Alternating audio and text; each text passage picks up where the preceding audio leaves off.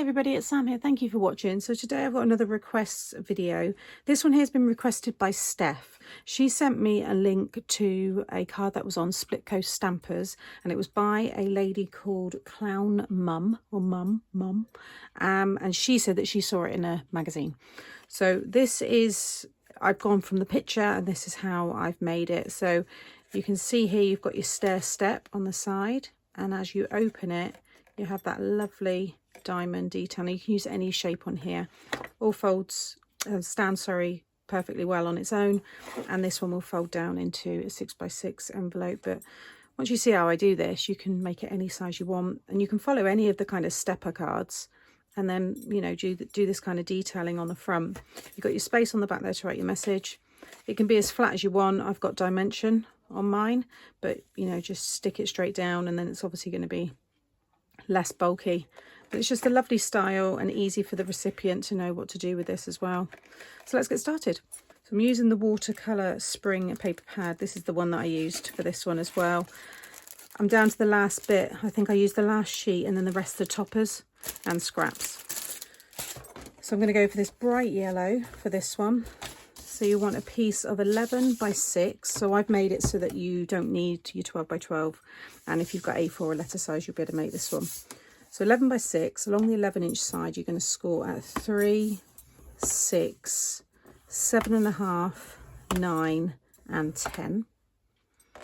And then you're going to fold this first 3-inch one, so it's a mountain, and then it'll be a valley, mountain, valley, and then you end with a mountain.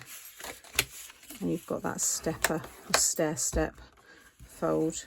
Just give it a good burnish on all of those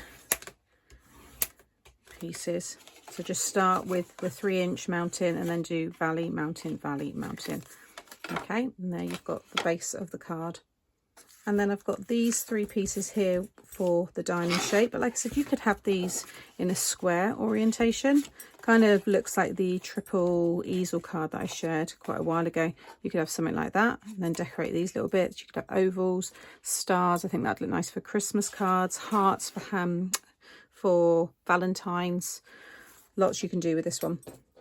So I'll do those measurements in a moment. These pieces here, so I've got this one for the back piece, and that is 2 3/4 by 5 3/4, and I've got the same in white for the back. So I've got my place to write the message. And then the next one down is, so this one is 1 1/4 by 5 3/4. That's going to go in there. I might flip it that way actually, so you see a bit more of the floral detail. And then I've got the same print strip. It's got a very faint stripe through it as this one here, and this is 3/4 by 5 3/4. So I'm going to stick all of those down. Okay, so that's all of those pieces stuck down. So for the largest one, I've cut myself a piece of 4 1/8 squared, and then the pattern paper is 3 7/8 squared. And then the next one down is 3 5/8 squared, and then the pattern paper is 3 3/8 squared. Slightly odd ones because I wanted it to fit the first one. It fits perfectly from point to point, so that's why I've gone with those measurements. And then the smallest one is 3 1/8 squared, and then 2 7/8 squared for the pattern. And then I've just made that little topper up with elements from the paper pad. Now you don't have to use your foam to stick this onto here, but I do think it looks quite nice raised up. Now it's a non-directional kind of print, so I'm not too worried. So I'm going to pop a few pads here. And then if you want to, along this score line here, you could mark halfway if you want to make sure you get it in the middle. But I'm going to kind of eyeball this. So I wouldn't have the point right on the score line, just bring it up a little bit above, because you don't want it to like curl up. I think that's about right. Yeah, that looks good to me. And then the next one, this was the last of the scraps, so I've got a little bit of the print there. I'm going to have that towards the bottom. I did emboss this piece as well. And now with this one, I'm going to look at the sides here. I want it to line up with, along the side of this one and that one there. And then I'm going to add one more right down in the corner. I think this one will just, I might have to just take a little bit off the top there.